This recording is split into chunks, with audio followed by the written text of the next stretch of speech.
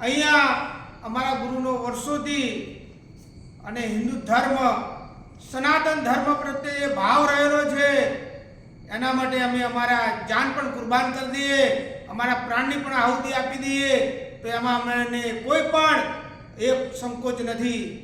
આજે અમે અહીંયા એટલા માટે આવ્યા છીએ કે તારીખ 1/2/2026 મહાસુદ પૂનમના દિવસે અમારે અને ગુરુજી અને સાધુ સંતો અને આચાર્યો અને મહંતોને લઈ અમે બિચરાજી ખાતે વલ્લભવટની વાવની સામે બાલાજી હનુમાનના પ્રટાંગણમાં 108 કુંડી મહાયજ્ઞ ચંડી હવનનું આયોજન કરીએ છીએ.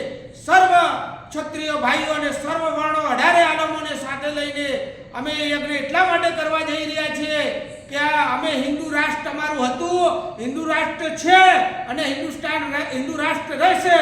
કોઈ હિન્દુ રાષ્ટ્ર જાહેર કરે કે ન કરે, પણ અમે હિન્દુ રાષ્ટ્ર જાહેર કરીએ છીએ. ગૌ માતા અમારી માતા હતી, માતા છે અને રહેશે.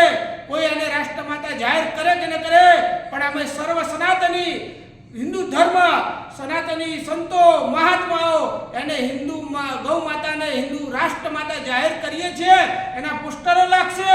સરકાર કરે કે ન કરે, પણ અમે કરીએ છીએ. સરકારથી અમે નથી, પણ અમારાથી સરકાર છે. આ અમારું ચેલેન્જ છે.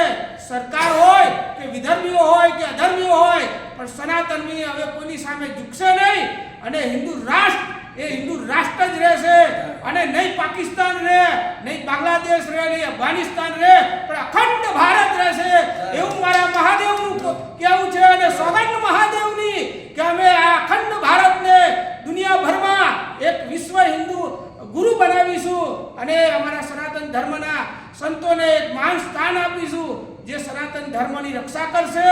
અને આવનારા વર્ષોમાં અમારી બહેન બેટીઓની પણ રક્ષા થશે અને કોઈને પણ ક્યાંય પણ આંચ નહીં આવે એવી મને પ્રબળ આત્મવિશ્વાસ છે મા ભવાની ઉપર. બોલો હર હર મહાદેવ, હર હર